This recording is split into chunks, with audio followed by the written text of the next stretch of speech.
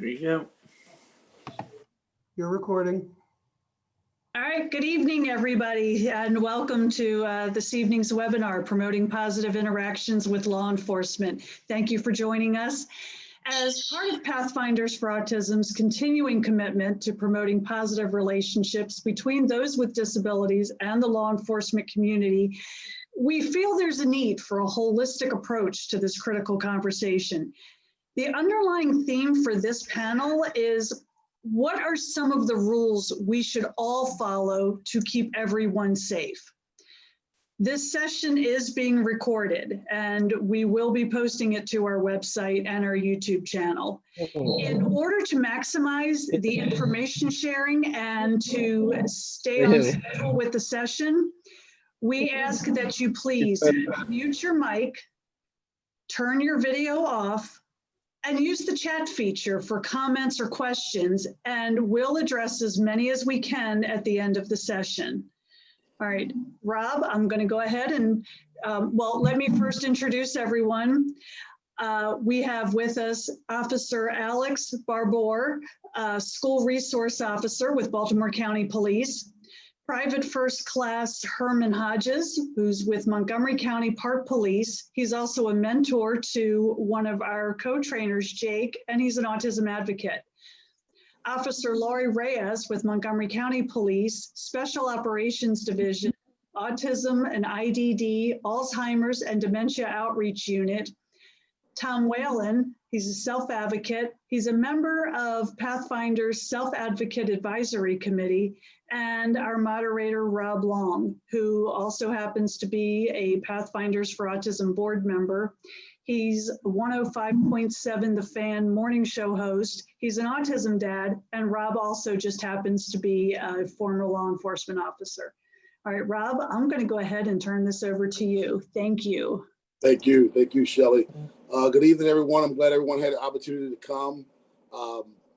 Listen, this is a special event. I've been doing these Zooms the entire time for Pathfinders for Autism all throughout the pandemic, trying to stay healthy, trying to stay active as well in the autism community. But this one right here is very special. As Shelley said, I'm a former police officer, host of 105.7 The Fans Big Bad Morning Show, and also for those extra pre and posts on Masson. But this is of the law enforcement, to the law enforcement community and about the law enforcement community. And recently, I say we, because you're never really form of come under fire for not doing things the right way. And we know that's not always the case. That's only part of the narrative. That's not the whole narrative. And for those of you that are on this panel, as well as those of you who signed up for this, you're here because you're actively doing things the right way, and you want to continue to do the things the right way. And I celebrate you for that. We have very, very good panels, a wonderful panel today. We'll start off with Laurie Reyes. She's from the MCPD, Autism IDD. Laurie, tell us a little bit about yourself and how you got here today.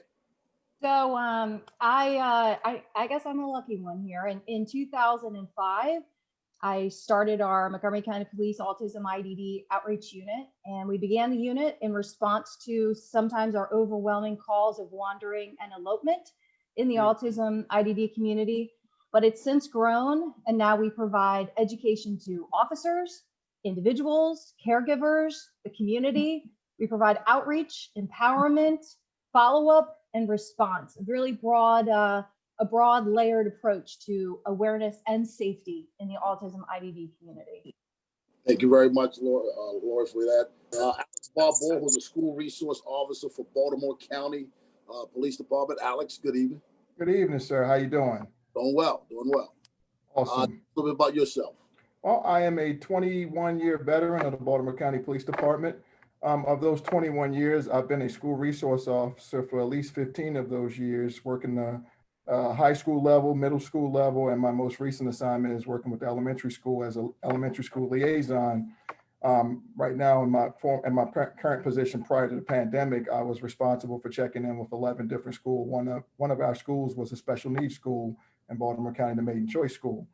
And you know, I got on this panel tonight. I was a participant in crisis intervention training that was offered to my department in 2018.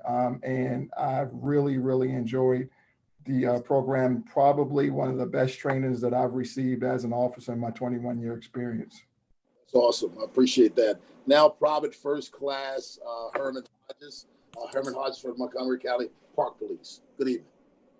How are you? Good evening. Tell us a little bit about yourself. All right, so Herman Hodges III. I work for the Montgomery County Park Police, also known as Maryland National Capital Park Police. Just happen to be in the Montgomery County Division. I am a midnight officer. A little before I became a police officer, I worked in the Special Education Department for Prince George's County Public Schools as a liaison to special ed. So I was in the classrooms with our children with special needs and accommodations, and it stuck near and dear to me. And when I joined the Park Police and I went to the academy, I had a chance to meet Officer Reyes and my buddy Jake. And when Jake came, in the academy, you're super serious. And Jake, I was just like, man, this kid really stands out to me. I really want to take heed and I want to learn from Jake. And once I graduated, I had the opportunity to work with Jake, and I'm very appreciative for the offer, and I'm happy to be here.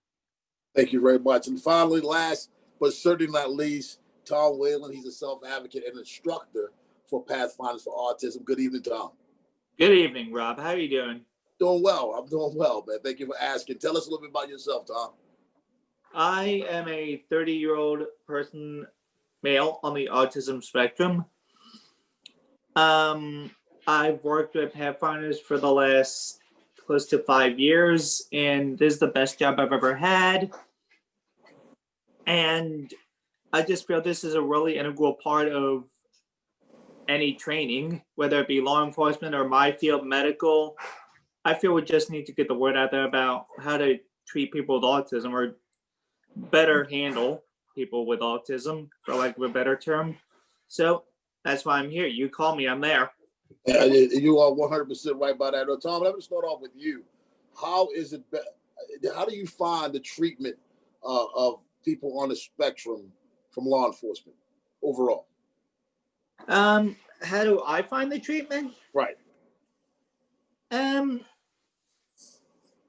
Variable. I mean, my best friend's a Baltimore City police officer, so he's a I want to say beacon, but he's a top of threat kind of individual. But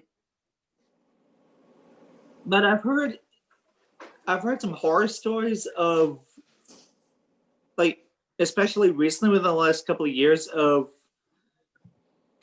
police who aren't really as well trained, I guess you would say, with people on the spectrum. So, which leads to meltdown crisis situations, which kind of elevates the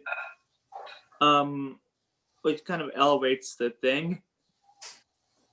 So I just feel like I know police are there to help us, but I think it could be a little bit better.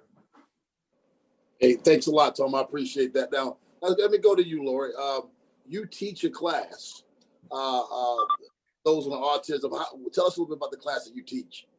So the classroom portion came out of the larger, like I said, that broad approach. So education is one piece of our program. So I teach our officers, I teach individuals, caregivers, and the community. But the class that we're talking about is probably one of my favorite things. So I kind of developed a curriculum and I teach the class to individuals who have autism or IDD, and we kind of go over how they can navigate the community safely. And I teach the class, and I try to teach the class from a point of them getting to know us and us getting to know individuals who have autism and IDD. And we go over how to stay safe and how to navigate this sometimes unfriendly community or unfriendly circumstances that could be presented. So for me, that class is one of the favorite things that I teach. In addition, I also started a curriculum where we partner with our SROs, and we've been teaching that class in our Montgomery County Public Schools. And it's been it's been quite the success. So it's probably one of the favorite things that I do. Now, you say you teach the SROs. How important, in your words, Lori, is that class with teaching SROs? So our SROs in Montgomery County have really gotten to know, I'll say this. So as we have an increase in those who have autism and the age of those who have autism, we have more and more students in our high schools, in our middle schools, in our public schools that are on the autism spectrum. So as we increase with both prevalency and age, that leads the role of myself and SROs having that class in the school even more important. And I'll say this, many will say, well, why do you have to teach an individual who has autism how to have a positive interaction with law enforcement? And my reaction to that is I try to teach everybody how to have a positive reaction. And if I can just plant the seed of what to do if they should have an interaction with law enforcement, then everybody wins there. Absolutely. Thank you very much. Alex, I want to go to you. I know you're a Baltimore County police officer. I'm a Baltimore County resident. Yes, Tell sir. me a little bit about us, all of us, about your experience dealing with people on the autism spectrum and developmental disabilities. Okay, well, I'm going to speak about my prior experience working in the middle school. I was assigned to Arbutus Middle School for the last 7 years prior to this year. And as a school resource officer, I have training and certification through the National Association of School Resource Officers. So the training that we receive, it's very, very helpful for working in the school setting. Is based upon the triad concept, which is counselor, law enforcement officer, and teacher mentor. In terms of working with the middle school students, we had programs in the middle school, social emotional learning programs, SEL programs, which a lot of the students were either behavior students or students with developmentally disabilities. I'm sorry, my apologies. So I think work for me was once I became a part of the culture of the school by being there every day, day in, day out. That's my assignment. The kids get to know you, the staff get to know you. I work very closely alongside of the staff members that work with our students with disabilities. And I was, I've been trained on these de-escalation techniques. So that was very helpful if a student was in crisis. Again, just working collaboratively with the staff, the counselors, and, and the other teachers that work with the students closely helped me to gain knowledge and insight as to how to approach the student or how to possibly de-escalate the situation. Herman, you over there with Park Police with Montgomery County, how important is the training that you've received on your interaction with people on the spectrum?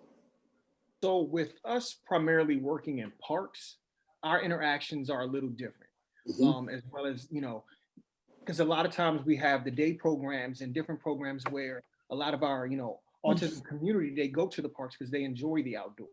And then you'll get a call for service in which they may have eloped or they're no longer being found. So then we respond and we have to go find. And a lot of the times in the community, in the autism community, once they're out and they get a feel of like the police officer, is kind of following them and they may be a little on at ease. So our approach has to come a little differently. And I do thank our command staff and our chief because they actually, brought a better search program for us, because a lot of times when we get a call for service in the parks during the day, it's a lot of our autism community and they're lost or they can't be found, or if it's our older community. So I do commend that, but our training, I'll say, is pretty good in which responding. We have, being a smaller agency, we have a lot of training that comes towards us, and de-escalation is definitely one that we have received a lot of. So I do commend our command staff and our chief for that. Thomas, I want to bring it back to you. Thomas, let's say, let me give you a hypothetical. Let's say you were stopped by a police officer walking down the road. What would your first reaction be to that police officer? What would my initial reaction be? Yes. Personally, it would be, why is this police officer stopping me and what's going on? But I know better than to run, because that's just going to cause a whole host of situations you don't want to happen. it's gonna, like I said earlier, they escalate the situation very quickly. Tom, would you disclose your diagnosis with that police officer? Yeah, I think I would, because there I've read some stories and seen videos of police officers who stop people, again, not knowing they're on the spectrum. And I just feel if I were to diagnose disclose my diagnosis to the police officers, it may help them understand like why I act the way I do, instead of immediately going to, oh, he's on drugs or he's whatever, you know? I'll ask any one of the law enforcement officials, how important Yeah, is that? if I could jump in. So Rob, we really, part of our curriculum is, number one is staying put when the officer approaches, Yeah. and self-disclosure, and listening to what the officer says at that time, keeping as close to still as you can keep your body. But then we also tell our individuals, if you feel that the officer did something wrong, tell somebody, tell a close adult. So part of our curriculum is that staying put, self-disclosure, not walking away, because I'll interject one more thing. We did a kind of a social experiment where we had some individuals at a local school, and they had a whole curriculum on first responders. And so the end part of that curriculum was to approach the individuals in kind of a mundane situation. So it was in the frozen food section of a grocery store. And I approached in full uniform, and I approached the individuals with autism, these students, and I said, hey, how are you? I'm Officer Reyes. And what I found was that my guys, they walked away. All of them, a 10 out of 10 walked away from me. And when we debriefed after, I said, why did you walk away when I walked up to you? And they said, because I didn't do anything wrong. I didn't need to talk to you. So I took that and incorporated it into our training with law enforcement, into our training with individuals, into our training with caregivers. So thank you, Tom. Those are great, great suggestions that you helped me remember. Thank you. Yeah, and can I just say one more thing real quick? Sure, go ahead. It's not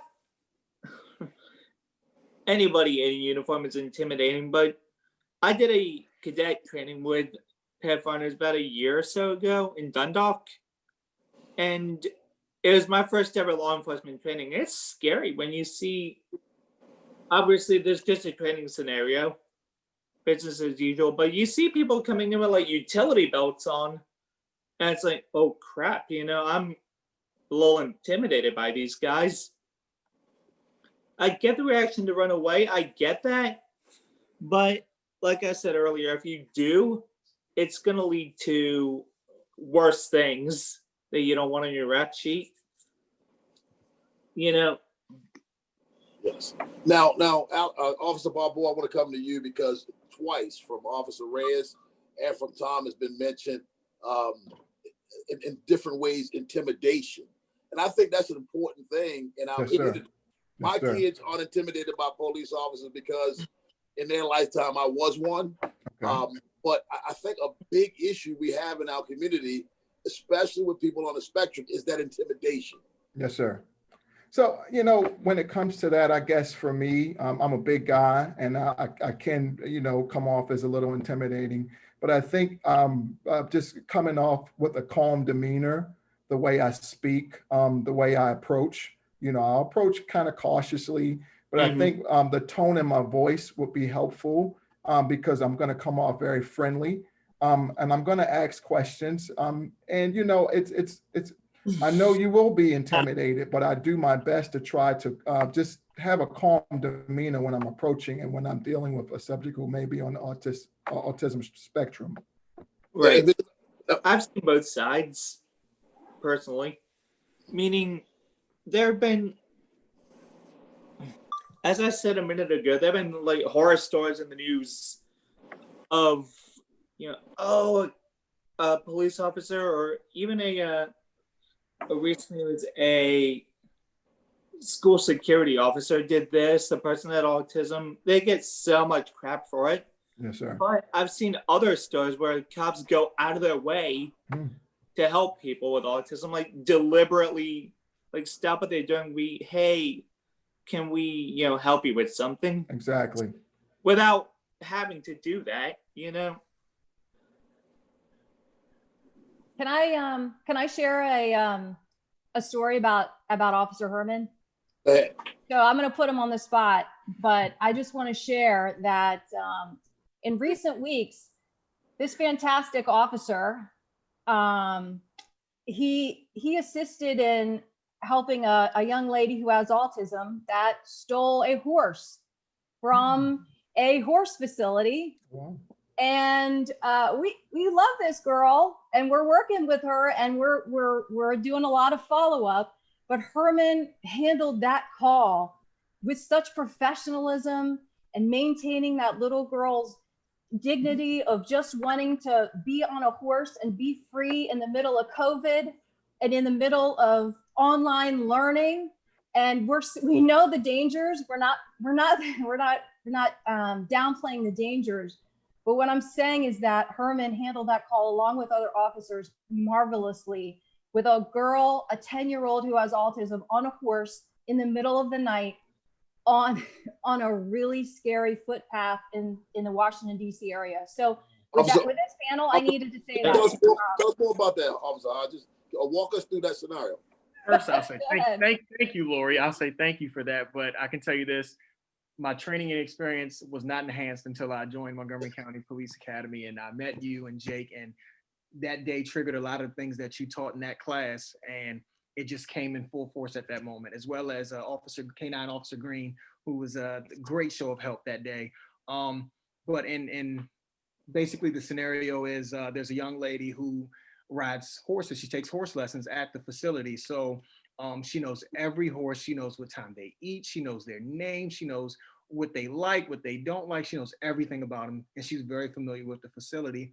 And unfortunately, she left her house late night, and she took a horse and she took it back home. And when I went to her house and I asked her, I said, hey, I just want you to be safe. It's a little rainy at night. It's very dark. I don't want you to take the horse. And the horse is safe where it is. During the day, you can come visit. And she said, well, I just wanted the horse to be with me at night. And I said, well, I understand that, but I really just need you to leave the horse at the stable. He's safe. That's where he lives. That's his bed. And I need you to stay in yours. Okay. And she's like, okay. And unfortunately, the next night, she kind of went and visited the horses again. This night, she remembered what I said. She did not take the horse home. She just happened to ride the horses in the stable. Okay. She left it there and she went home for the night. And we talked to her again, said, okay, well, thank you for not, taking the horse out, but let's only be here when an adult is here. You can't ride a horse at night. It's a little dangerous. If something was to happen, we just want you to be safe. So we go about a week or two. We get another call for the mom actually calls and says, her daughter's, missing and she can't find her, but she loves the horses. So Montgomery County Police searching the area, and Park Police responds as well. And everyone's in the neighborhoods. We're trying to find, common places she's been to before, which has been her house or amongst the grounds of the stables. And everyone's searching, and something told me, I said, well, she rides here.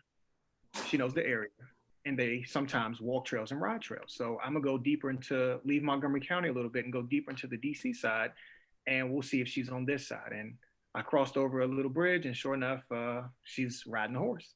And so unfortunately in this area, it's terrible radio reception. So it's just me and her.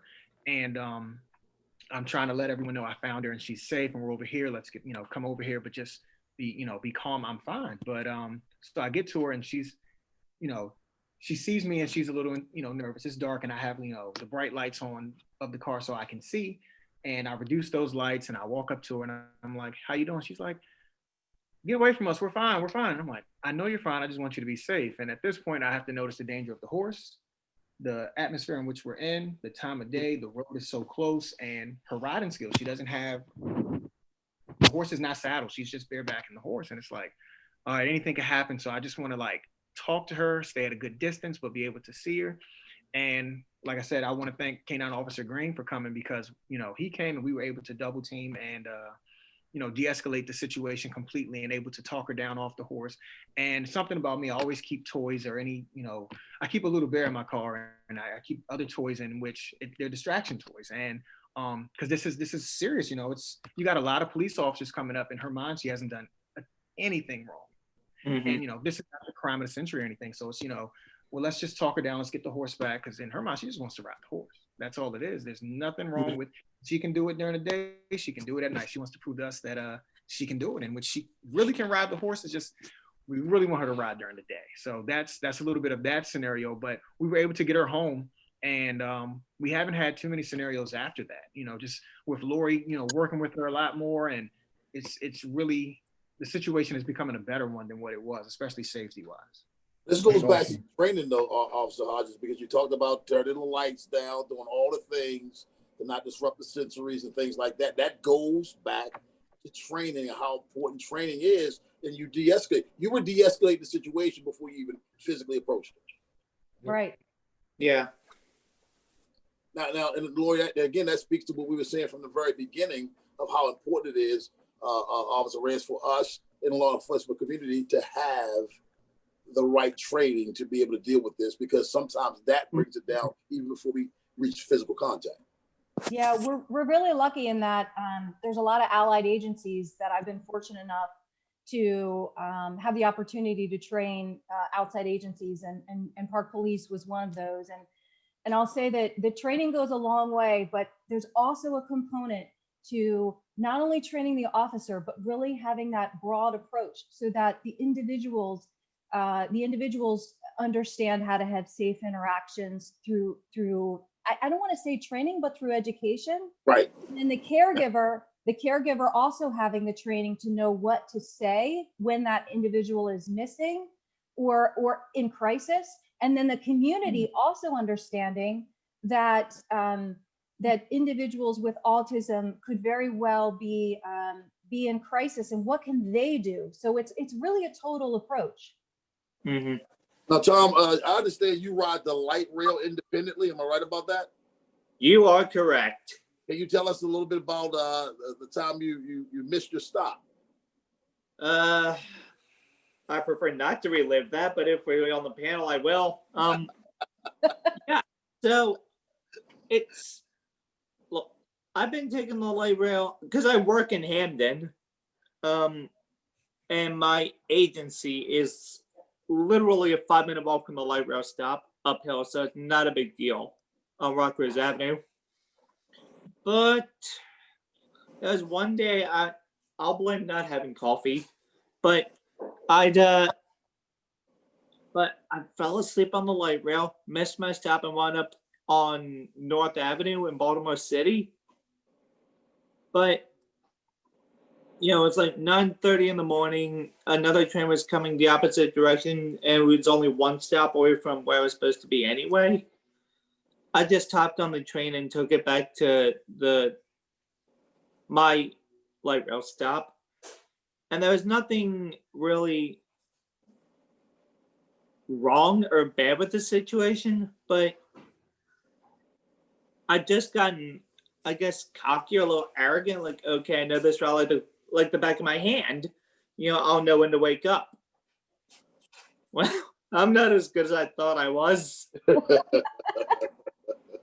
But you know, there was a learning curve. It was a learning experience. Yeah, what was your learning experience? Be aware of my surroundings and drink coffee before I get on the light rail. Officer Alex Barbour, you work with Baltimore County Public Schools, which Yes, sir. I know firsthand. I live in Essex. That could be quite a challenge. What are some of the biggest challenges you face working in the public school system in Baltimore County? You know, again, I've been doing it for 15 of my 21 years. One of the challenges that I think personally I faced was just kind of, interacting with the school staff, building relationships with the principals, the other staff members of the school. just and try and kind of explaining to the staff, it is constant explanation as to what it is that we really do inside of the schools. A lot of the staff, a lot of the teachers weren't familiar as to what we were doing there and why we were in there. Again, it's a partnership between Baltimore County Police Department, Baltimore County Public Schools. And again, we're trained and certified school resource officers. We go through very intense training. We go through ongoing training yearly. We attend conferences yearly through NASRO, the National Association of School Resource Officers. So, you know, one of my biggest obstacles was just, you know, making sure I attend PTA meetings, making sure I attend staff meetings to inform the staff exactly what my role was there. A lot of the staff thought I was there just to arrest students, and it wasn't. That's one of the last things we do in the schools. You know, I'm very big on mentorship. I'm very big on just building positive relationships with students. I'm very big on trying to divert arrest situations through mediation, along with the parents, along with the school staff. You know, so the arrest portion or the criminal portion is a very small portion of what it is that we really do inside of the school building. And once you become a part of the school culture, again, they remember you, they know you, they see you, they expect you to be there. I've had students tell me, hey, I'm glad you're here. I feel safe because you're here. So that's important to me. But again, that was one of the biggest challenges, I think, early on in my career, just kind of getting everybody to understand what it is that we do inside of the building day in and day out. Officer Barbour talked about the partnership, Officer Reyes, between the police department and the school district, which brings about, you know, people from the outside understanding the importance of what you all are trying to do. How challenging was it for you to have others or make others understand how important it was for you to do what you're doing right now? So I think what again is important to stress is this. So statistics matter. And again, I know I said it in the beginning, but let's say autism in 2004, those who had autism was about 1 in 150. And now it's 1 in 52 individuals. Right. So again, as we increase in age and prevalency, the idea that we are going to have more individuals who will not only are in our public school system, but are graduating from our public school system is yet another reason to have the component we're so lucky to have in Montgomery County in working with our SROs, that we handle calls. Again, I think like Alex was saying, we handle calls from the mundane all the way to the very serious involving those who have autism. And that's all levels of the spectrum, from those who may be very minimally impacted to those who are very severely impacted. Law enforcement handles those calls. So I'll say one more thing. Whenever I present, I always say this: when you have a 5-year-old, so let's say when I started in 2004, you had a 5-year-old who was on the autism spectrum that was in crisis and maybe had wandered or eloped or was just in a general crisis. When you have a 5-year-old, everybody's helping, right? Everybody's helping. But when you now have an 18-year-old or a 17-year-old or a 16-year-old who's in crisis that's on the autism spectrum, well, they're calling 911. And the more familiar, the better you have with relationships with those who have autism, the better off that interaction is going to end up. So that partnership with our SROs in Montgomery County is invaluable with my program. Officer Hodges, do you believe this is a priority, though, in our education system and in our community? Yes, it is. And, you know, many years ago, we didn't have this many diagnoses of people in our autism community, and now it is growing. So it's becoming in our faces, regardless if we see it or not, because autism is invisible. So now we need to actually have this training. So in which, when you enter in situations, you don't know if they're in crisis or not. We don't know what's really going on, what thoughts, you know, people with autism are thinking as we're approaching them. It could be the simple call as if, you know, someone's standing on the corner. I'm fine. As an officer, Yes. we're just trying to get your hands out of your pockets, and we're trying to have that show of force, and they don't understand why their hands can't be in their pockets, their favorite toys in their pocket. So training is very detrimental because it's, and like you said, it's a priority because we need to really understand to stop some of these occurrences from occurring if we can just prevent it with education. Officer Reyes, there's a thin Yeah. line between, actually not that thin, between officer safety and understanding. How challenging is it for officers on the road or on the job to be able to walk that line between officer safety and understanding? Yeah, so I calculate just on my Officer Reyes calculations that we average about 40 to 60 interactions with those who have autism a month in Montgomery County. And again, that's from the mundane to the very serious.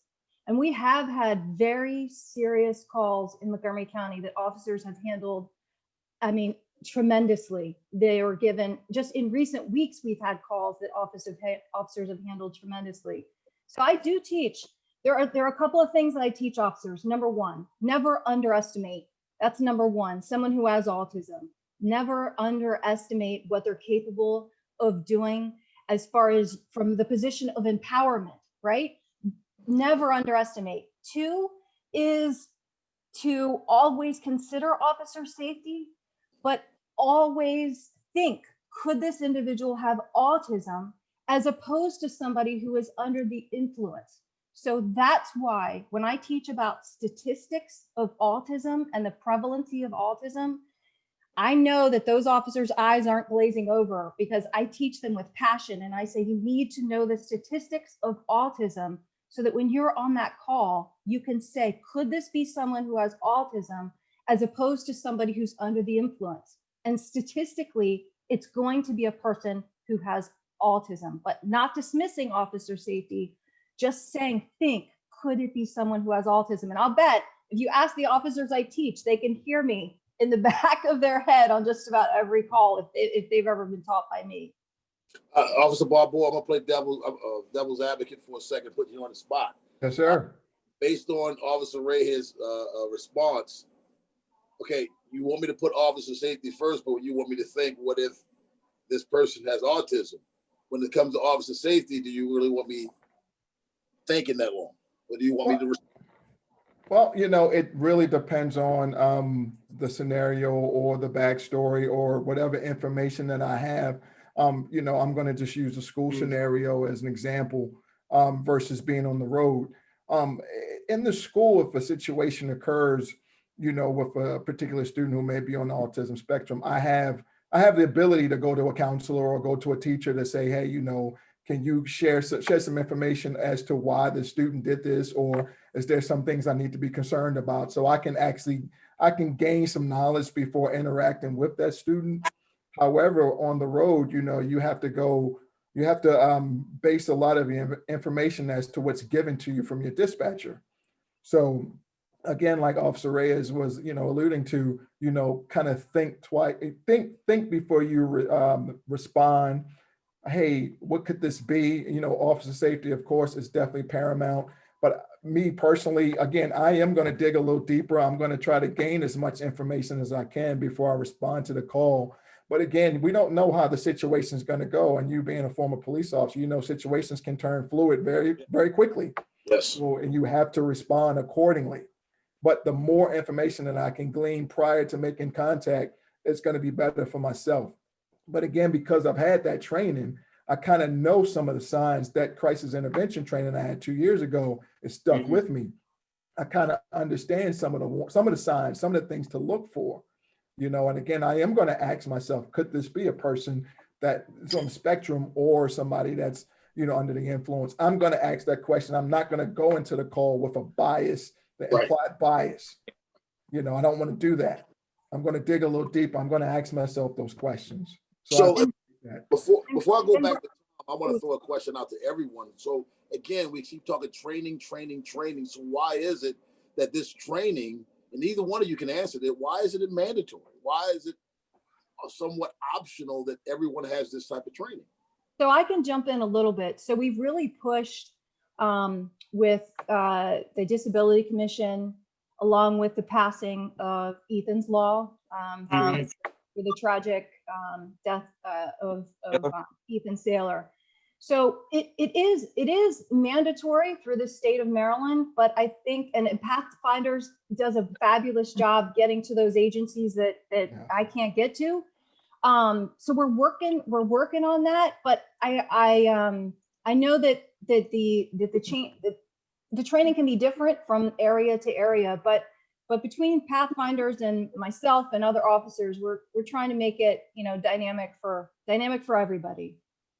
Tom, I will toss it to you for a second, my friend. What do you want officers to keep in mind if you had interaction with them? Any interaction at all? Well, as I said, I would disclose my diagnosis, and maybe that would, I want to say, soften the blow a little bit, because if I did something wrong, I deserve what I get. But I'm higher functioning. I know if I'm wrong, but if you're asking me as an advocate, self-advocate, I would say, and this has been touched on throughout this entire panel, get to know the person first. It's not a arrest now, ask questions. If it's not like a life-threatening situation, like you see somebody in danger themselves or anybody else, it's, in my opinion, if they're just walking down the street with earbuds in or something like that, it's not a arrest now, ask questions later scenario. Just get to know the person, and just know autism is not a one-size-fits-all diagnosis. There is no black and white diagnosis. You can't tell just by looking at somebody like, oh, this guy's autism, we should help him, as opposed to the next guy in line, So Rob, can I jump in? And thank you, Sure. thank you, Tom. So Rob, when we teach caregivers, we will also, with individuals, self-disclosure is a huge piece of our instruction, because it helps the officers tremendously if they just have that piece of information. But we also really work with the caregivers to say, if it's a crisis, if you're calling because your loved one who has autism is in crisis, be as honest as you can with us. Make sure that you provide us with the diagnosis, what will calm that individual down, what we should and shouldn't do. Now, again, like Alex said, we don't always have that time on our side, but the more information we have, the better. And I wanted to share a side note. So I did have an individual that was in crisis. She was on the autism spectrum, and she had a weapon. And this was a family I had worked with for many years, actually. And after this crisis situation was diffused, mom came up to me after and said, I want you to know she had a knife. And I said to her, well, why didn't you tell officers as they were responding? And her response was, I didn't want my daughter to get hurt. So what I've taken from that, I try to learn from everything. What I've taken from that is sometimes, and I get it, caregivers may not want to say everything because they fear that we may actually do more harm. But what I teach caregivers is, please be as honest with us as you can, because when our choices are narrowed because of lack of information, we have to act on what's presented in front of us. So the more information that we have, the better. Yeah, and I admire the police department, especially in Baltimore, because that's where I live, the Baltimore area. Because I get it. You guys have a stressful job. You guys have a really stressful job. Got to make split-second decisions. And I just want to commend you guys for all the work you're doing. Thank And you, then- Tom. Thank you, Tom. Officer Hodges, there's some in our community, some areas of our community that's just afraid of law enforcement, and that fear is pushed on their children and offspring, and if they're on the spectrum, then that's where that fear grows. What would you say to the members of that community? So, officers, we have a job to protect and serve. And serve, to me, comes with community service. So we already know that there's a community that doesn't like law enforcement. So what we do is we have community outreach, we hold programs, and that kind of bridges the gap in which now they're like, oh, officers just don't come here to do this, bad things. They, there's officers that come here and they give out stuff, and they come here and they reach out to us and they hold events. Like I said, I mean, I'm not every officer, but like I said, I keep toys in our car. I go to our community service sergeant and I ask her for stuff. And one day I went to one of the not so good neighborhoods in White Oak, and I had little blow up balloons, and you can blow them up, and it comes with a string, and you can push at them. And I went there because there was a call for kids running through the neighborhood pulling on car handles, and they weren't successful at any car. So it's like, hey guys, let's education. Let's not do that. We can't do that. What if that was your car? You worked hard for it. How would you feel about it? And then after the lecture, it's like, okay, they're kids. I know how it was. I was a teacher. No one wants to be lectured by anybody. It's a summer day, and I'm like, well, let me give them some toys. So I go and get I had just enough for all 11 of them. So as I left, they're like, oh, thank you, Officer Hodges. This is cool. And they're going around and they're punching the little balloons, and that's one mind I changed. And now they go to their classroom of 27 kids and they say, if they hear someone say something bad about the police, well, no, there's Officer Hodges. He gave me a toy. We were cool. We were talking. He comes by. I see him. He may, flash a light at me sometimes. And that's how we start to bridge the gap. Just not coming there to just lock up and arrest everybody, because that's not the community we live in. We're just going there to protect and serve and create a new atmosphere. So there is a community that doesn't like police and they're afraid. And we just have to start bridging the gap through community outreach. And it's not asking for a lot, in my opinion. We can go, it doesn't take 5 minutes. It takes about 5 minutes to say hello to someone. And Officer Rob- Bob Boy, you go ahead. Go ahead, Officer Reyes. Yeah, sorry, Rob. So I just wanted to, as that relates to the autism IDD community, what I stress is, and what I've tried to do either myself or with other officers, is have a debrief with the family after an incident. I say to them, what should we have done better? What could we have done differently? We just had an incident recently where a mom, she didn't understand why 4 officers were at her house, and she took great offense to that. And I understand. So for me, I go to that house and I say, this is why, ma'am, 4 officers were at your house. 2 responded to the call. 1 was specifically trained in autism, and the other one was a supervisor. And this is why. So we go and we have that debrief. So understanding what Herman said is true, but also going to where you might have to have a difficult conversation with a parent of a child who has autism and say, you're right, officers could have done that better. And I'm going to take that back, and I'm going to teach our officers how we could do that better. Officer Bob Boy, you mentioned a little bit earlier mentoring. Tell us Yes, a little bit about your mentoring in Baltimore County. Yes, sir. For myself, again, I'm what's called the elementary school liaison now, prior to COVID. And I'm responsible for 11 schools, checking in with 10 elementary schools, 1 special needs school. So out of those 10 elementary schools, I was a part of 5 mentorship programs, one of which at Baltimore Highlands Elementary School, I partnered with the U.S. Coast Guard. And, we had a group of 4th and 5th graders that we would meet with on a weekly basis, check in on them, on their grades. They had an opportunity to have lunch with us during the day, during their mentor time, games, things of that nature. And again, we got to know the kids, we got to know some of their needs and concerns that may spill outside of school. So, if a kid's struggling in school for whatever reason, again, I would have an opportunity to talk to the counselor. What is it that I can do? What is it that I can help with? Officer Hodges, he spoke something very, very important, and it rang true with something I do on a daily basis as of now because of COVID. I'm out and about on the road now, and I'm helping patrol guys out, but community engagement, super important, getting out of my vehicle, seeing people in shopping centers, talking to them, engaging with the public. Very, very, very important piece. A lot of, and the area where I'm working is the areas where my elementary school kids go. So they see me in the community, they see me out of the car. Officer B, that's what they call me. Officer B, how's it going? I'm checking in with the students. How are you doing with your online learning? Are you logging on? Are you having any questions or concerns? What is it that I can do to help? Because that's super important. But again, prior to COVID, I was a part of 4 different mentoring groups in 4 different elementary schools, and we had 2 more on the books ready to go. So for me personally, that's what I want to do. I want to mentor, and I want to get the youth to the next level. Again, I've had the opportunity to work high school, middle school, and now elementary school. A lot of the kids that I've worked with in high school are adults now, and they still remember me. Thank you for what you've done for me.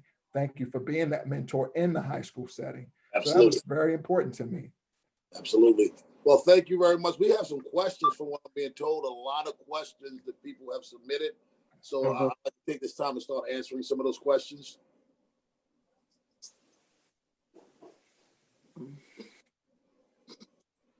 And Rob, while we wait, I did see one question that said, my son doesn't identify as having autism. And that's a question that I receive quite often. So that is not uncommon. So you have an individual that, let's say is driving, or let's say you have an individual that's with their friends and they don't want to say I have autism because they're 16 and they're with all their friends and they don't want to say it. So what I share when I teach that portion is it really matters that somehow that you let us know that you have autism, or that we can make some type of accommodation for you. And as a caregiver side, as a caregiver, you should tell your loved one, if a police officer asks you, if a first responder asks you, tell that police officer that there's no shame in having autism, and making sure those officers provide accommodations for you.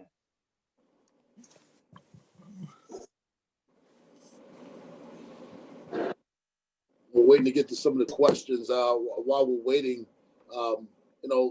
panels like this, I mean, town hall meetings, of course, we can't actually get out and about, but Officer Reyes, how important is this for us to have things like this for the community to be involved?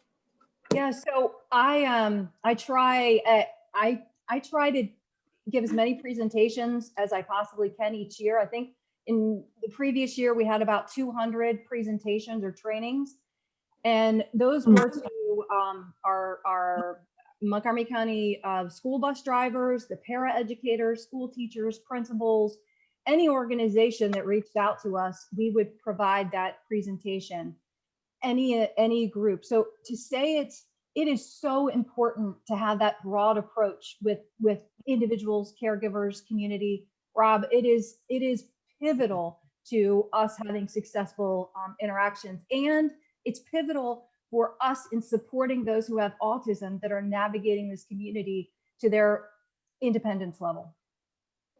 Here's a question. Is it possible for the police can maintain a facial recognition database that can identify and quickly inform the police that the individual they are dealing with has autism, so they'll know how to handle the situation? So I don't want to step on anybody's toes. Sorry, Alex. So I do get questions a lot about technology, and unfortunately, I mean, I have a love-hate relationship with technology, and currently that technology is not quite there yet. So we're still, and we will always be in a position where we have to provide training, because technology doesn't always allow instant recognition. So that I do recommend individuals, if they're comfortable, utilizing an identification bracelet, no different than you have for epilepsy or diabetes. And I understand the sensory issues, the challenges of keeping a bracelet on someone who has autism. But I can tell you, I'm working with our Montgomery County Public Schools right now on a program that includes the wearing of an identification bracelet in the student's IEP. And that, for me, it's that important to me. And again, it's a personal choice. We're not demanding it. We're just simply saying that this is a good option, but it's not for everybody. And then I'm sorry. Isn't there like a tag you can wear on your shoe, like a barcode kind of thing? So there's definitely, and you can go to Pathfinders for Autism, Pathfinders for information. Yeah, there's different options. And I just saw someone pop up that my son doesn't want to wear an identification bracelet. Totally understand that. I know there's sensory challenges, there's personal choices. Just know that it's so important for us to have that information, but however it's delivered on the person's personal level is understandable. Mm-hmm. Let's go to Shelley right now. Shelley, you have some questions? I do. So I've been collecting questions that people have asked. So let's start with one parent asks, What to do. My son is 5'8", 250 pounds, 16 years old, walking down the street in headphones with his hands in his pocket. An officer sees him and just rushes up on him. If her son reaches for his phone to call home, she's afraid that they might believe that he's reaching for his gun. I could speak a little bit on that. Again, it really depends on the information that's provided to the officer through the dispatcher. Depends on what the nature of the call is. We may receive call for a robbery suspect, and that her son may be fitting that description. So again, officer safety is definitely first and foremost and paramount. The public don't get to hear the information that we receive over our dispatched radio. So we have to respond accordingly. And my officers on the panel can definitely allude to that subject as well. And I can speak from personal experience. I used to wander a lot too. And it actually got to the point where I got jumped one time for my iPod. But it sounds like a similar circumstance or situation. I was walking to my friend's house, not care in the world, listening to music on my earbuds. I feel this thing against my back, and immediately I'm like, But by the time I got back home and informed people what had happened, my buddy, who I said is a Baltimore City police officer, is in training at that point, gave him a description. He said, I can't help you. You just basically described half of Baltimore City. So I get that there's a little bit of a nerve thing there. Like you might get the wrong person, or that might be my son, daughter, cousin, whatever. But for me, it ties back to just, hey, what are you doing? Instead of, as I said earlier, arrest now, ask questions later.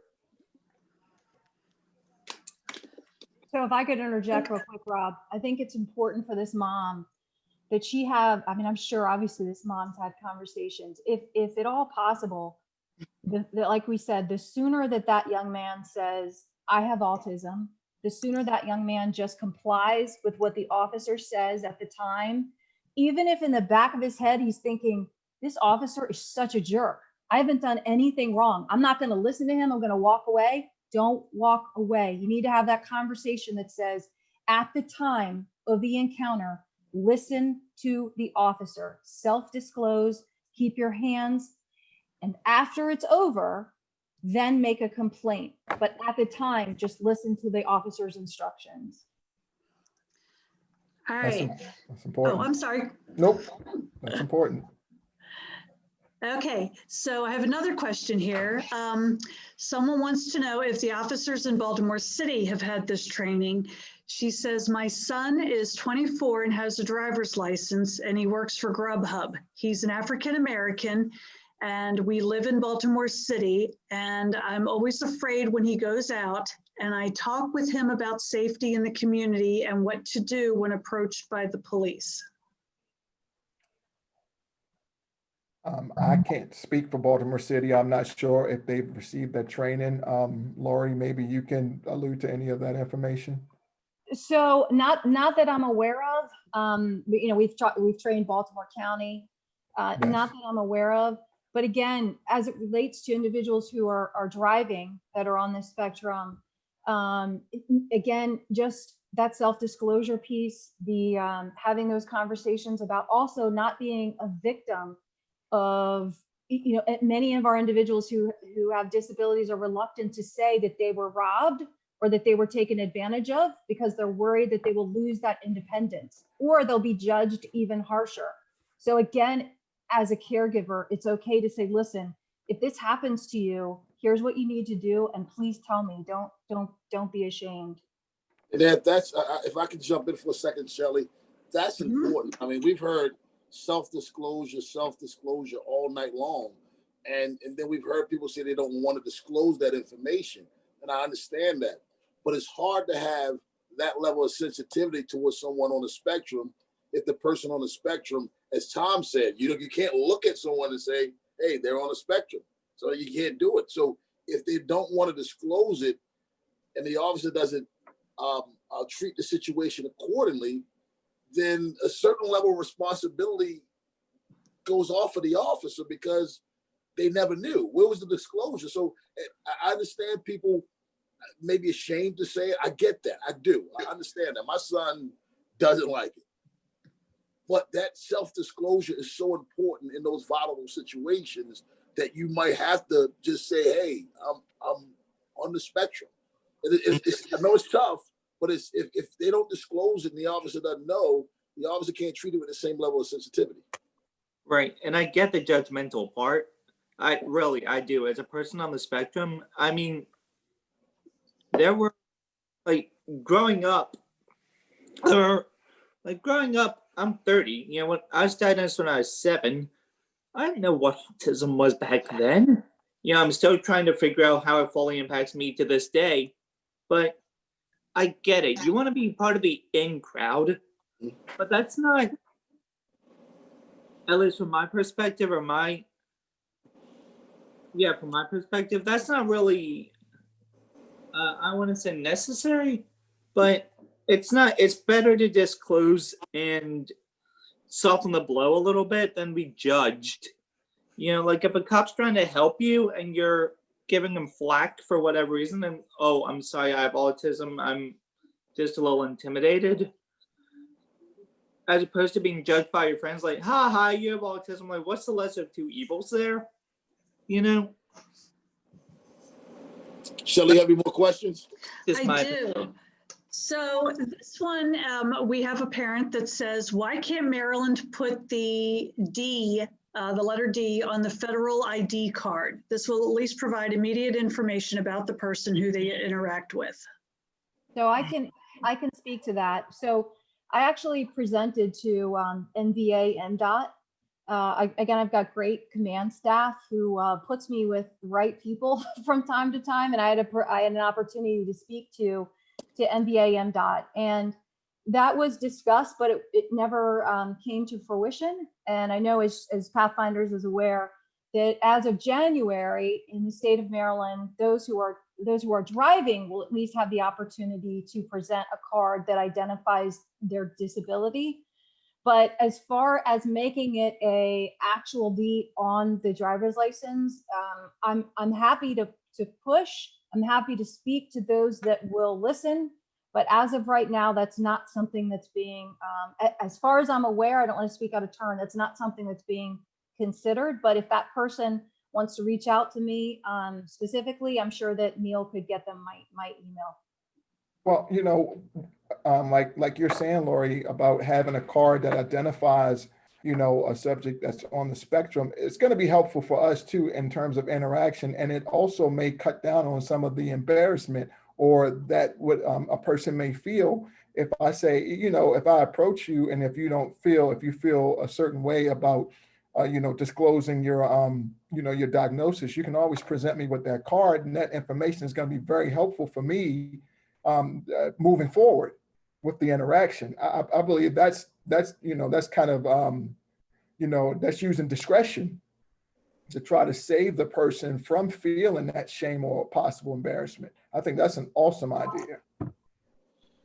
Now, there are lots of other activities and things that people on the spectrum can get involved with. Is there anything in your community? I know we're in a pandemic right now, Officer Hodges, but are there other activities and things that people who are on the spectrum can get involved with in your community? Can you ask me that again, please? I'm sorry. Other events and activities that people on the spectrum can get involved with during normal times. I know these aren't normal times right now. So I can revert to before I became a police officer, I worked through the commission as well, the National Capital Park and Planning Commission. Excuse me for speaking fast, but like I said, I worked in the inclusion department, which works hand in hand with the police department, Park Police, and they have sensitivity awareness programs, which includes different games and activities in which I was actually one of the members of that. And we had every community center had a box that was geared towards sensitivity awareness, geared for inclusion services. So everyone had a greater understanding of how the autism community works and how they try to, bridge themselves into, I guess, our society, I'll say. So there are activities. Unfortunately, COVID is stomping a lot of things, especially with the autism community. But once, different phases open up, I can definitely see with the way policing and autism is happening now, that there will be more officers geared toward different community events and, more, I guess, community partnership. Mm. Yeah, I'll say, Rob, we've really had to stifle a lot of our activities. However, even in this time, if there's families in crisis, we still follow up. I know individuals who have autism don't really like to do the Zoom calls a whole lot. So I have done a bunch of kind of debriefs at safe distances. We try to keep it going. Go back to Shelley. Shelley, you have some more questions for us? I do have some more. Here's one. My son is 15 and he's Black. He is high functioning autistic. He is very concerned about himself and his friends being stopped by white police officers. Is that something that you could address, his fear? So I'll say this. So I as a white police officer myself, I will say this. So, and I have that question asked to me a lot, and having to explain it from my perspective of an individual who doesn't understand, obviously what it's like to be, be Black and have those fears, right? So I can only say from my perspective is I try to put the families, the children, the individuals who have autism at ease by getting information from them as to why they have that fear. What happened? What happened to you, and try to understand that. So there's no easy answer there. And like Herman said, that's changed when you have those positive interactions. And it's also changed when maybe you allow individuals who had poor interactions to speak their piece, to say what happened, and let them know that we hear you and we're adding your concerns to our training. So that's all I can say from my perspective. Officer Reyes, I'll take it one step further. I don't know if this is what you're saying also, but that's a cultural problem that didn't start with law enforcement. If the individual has an issue with white police officers, then again, that's a cultural problem, and that's a different conversation that extends, in my opinion, beyond law enforcement. If you started with law enforcement, then you're not really fixing the issue, whatever issue that young man has. It's a real issue, but the issue overall needs to be addressed. When you address the overall issue, then being approached by a white police officer won't mean as much. That's not a law enforcement issue, in my opinion. That's an issue that goes beyond that. It didn't start with law enforcement. Any more questions, Shelley? Yes, we do have more questions. One is, I understand that the police need to also watch out for their safety. With that in mind, can the police, instead of shooting where necessary to disarm someone or to protect themselves or others, consider using some kind of tranquilizer? I can start with that one. We, as a Baltimore County police officer, we are trained. We have what's called a use of force continuum. And with that use of force continuum, depending on the circumstances and depending on what, again, the call for service, whatever is relayed to us by our dispatcher, whatever information that we have at the time of us responding to that call, it's going to dictate the amount of force. We are taught to use the least amount of force necessary to contain the situation. As the situation becomes fluid, if it becomes more intense or more violent, well, then we have to go up the scale, which is the use of force continuum. Now, we don't have a specific order as to how we use it, depending on what the circumstance is, but we are taught to use the least amount of force necessary, which includes de-escalation techniques. And that's always the first piece or the first component for us. in my department. I'm sure my other officer colleagues can attest to that. Yeah, we as officers have a lot of tools on our belt. Yes. And by that, I'm using the term tranquilizer, but we have things, there are tasers, there's OC Yeah. spray. The greatest, we do have our service weapon, but the greatest gift that we have, and as Officer Alex stated, is we have our voice, and that's our de-escalation technique that we always want to use first. And that can help dictate or gear a situation or a call for service that we have. And like he said, we only know what dispatch tells us. And sometimes the caller doesn't give dispatch everything. They may say something and we get there and we're like, well, this isn't it. And now our demeanor is either calmed or could possibly escalate. So, it's all scenario based, and we can only go off what dispatch have, but we do have a lot of tools on our belt. And I say our greatest tool is our de-escalation using our voice. Mm-hmm.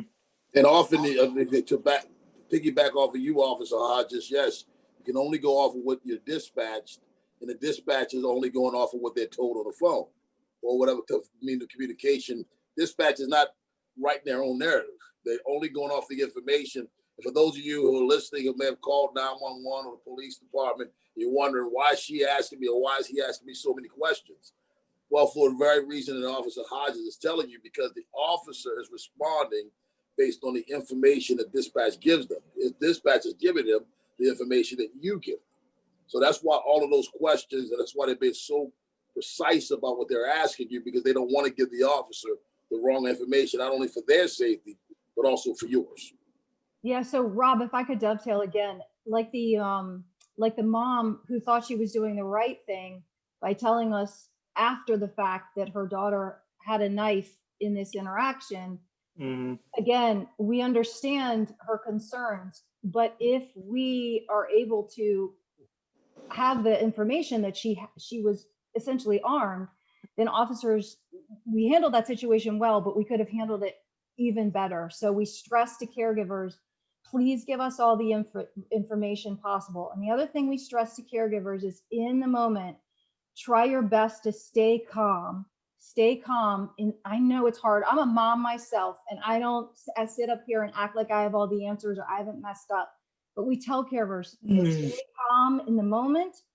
Tell the officers, tell the dispatcher what you need. If your loved one is in crisis, say they are in crisis and this is what I need.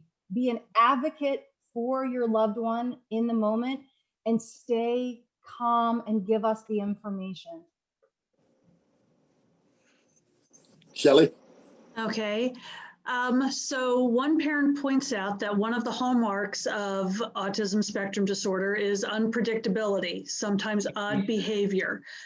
She says, I've talked endlessly about how my kids should behave if pulled over, but I don't know I trust that he wouldn't reach for his wallet or his phone. Can I speak to that? Sorry, me again. Nope. So I actually had an opportunity about 2 years ago to pull over an individual on the autism spectrum that was driving. And because it's, I always laugh. I say, really, I'm pulling over someone who has autism. So I felt the individual pulled over, the individual cut off someone in traffic, and I pulled him over. I immediately recognized that the individual had autism because he was stemming on the steering wheel. Mm-hmm. And I recognized it immediately. And I asked him, after I explained why I pulled him over, I said, "Oh, do you have a disability?" And he said, "No." And I'm thinking, okay, I'm pretty certain this individual has autism.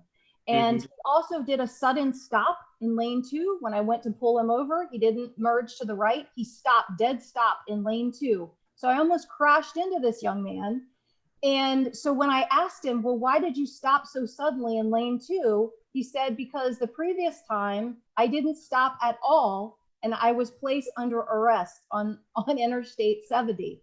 So this time he wanted to stop immediately so that he didn't think that I didn't think he wasn't stopping.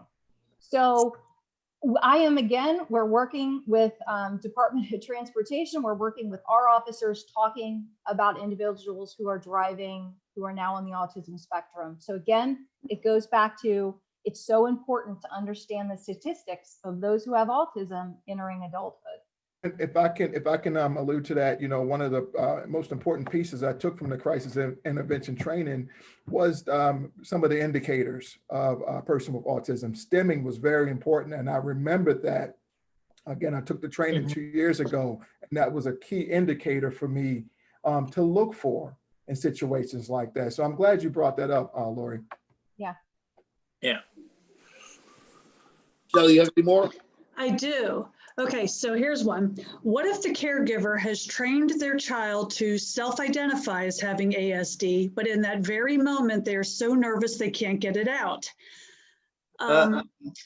What if it's their fault? What if it's not their fault if the officer can't figure out that they may be dealing with someone who has a disability?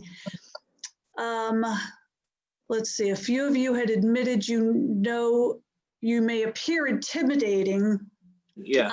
but you're asking the individual with the disability to stay calm and inform you that they have ASD. Mm-hmm. Well, I think, as an officer that responds to calls like that, I mean, again, my demeanor is going to be as calm as possible. And again, I do, I have some working knowledge as to kind of what to look for now. And if, again, if the young man is, if he's nervous in any kind of way, again, we're not just police officers, we're human beings too. Yeah. So we can identify when a person's nervous. We know what that looks like, and we know how to respond to that, and I will do everything that I can to try to put the person at ease when I'm interacting with them. As long as it's a respectful interaction, I'm going to be respectful. I'm always going to be respectful, and I can look, but if I can tell when a person's nervous, and I think my other officer colleagues can tell as well. And we will do everything in our power to try to put that person at ease. Alex, can I ask a question real quick? Sure. Yes, sir. You just hit the nail on the head when you say cops are human beings just like the rest of us. You get when people get nervous, but does that, like, if somebody's acting like nervous or maybe a little jumpy in front of a police officer, and if it were me, it raise a little red flag, like maybe something's going on here. It really depends on the circumstance. So how do you deal with that? It really depends on the circumstance, Tom. I'm gonna be honest with you. I'm not going to equate every form of nervousness that I've encountered as a dangerous situation. Yeah. Let's say on a traffic stop, people are just nervous when you pull behind them and put those lights on. You can tell. Rob, Yeah. as a former police officer. As a former police officer, I'm still nervous. Exactly. When I get pulled over and I'm in plain clothes, it's the same thing. It's just a natural reaction. Mm-hmm. So again, the more that I can put that person at ease when I interact with them, and then again, if the situation dictates to me that it may be a dangerous situation, then I might have to think, otherwise. Yeah. Okay.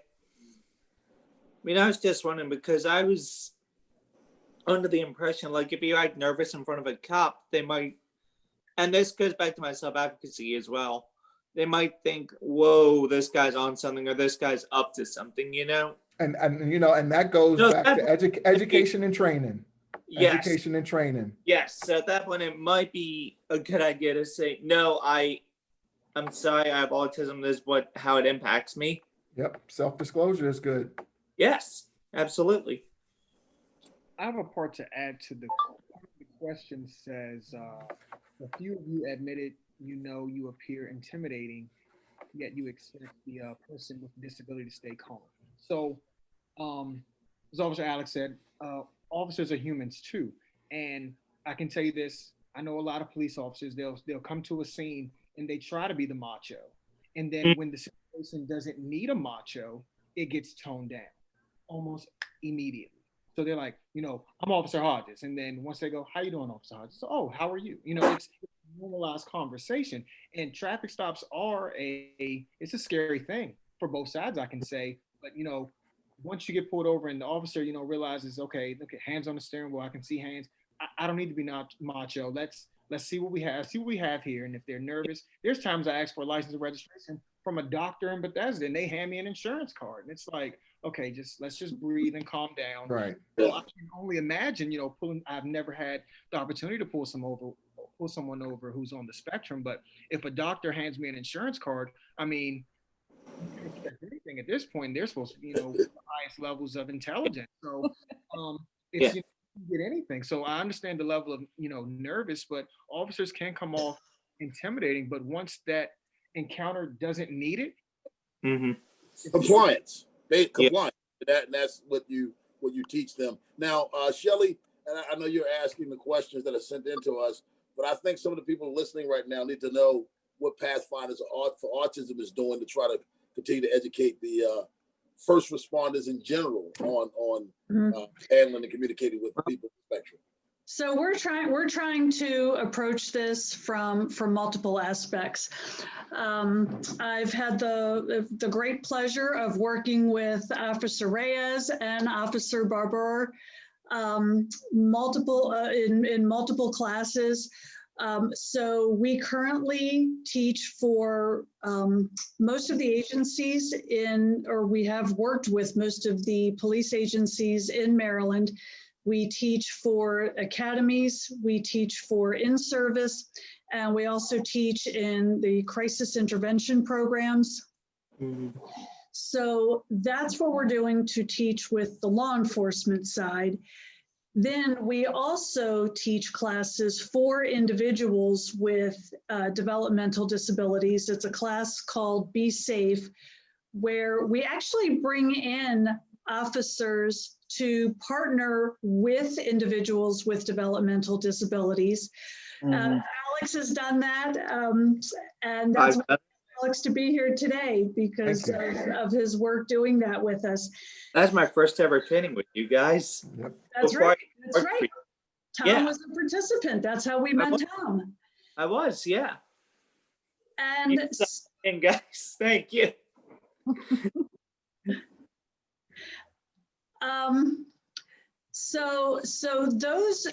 So we're trying to do the balancing, trying to help officers understand characteristics that they may see that may help give them clues and help work with them on de-escalation strategies, wandering and elopement, search and rescue strategies, communication. We work with them on sensory issues and social interactions, and also different behaviors that very easily could be misinterpreted as non-compliance or aggressive behavior. And then when working with the individuals with developmental disabilities, the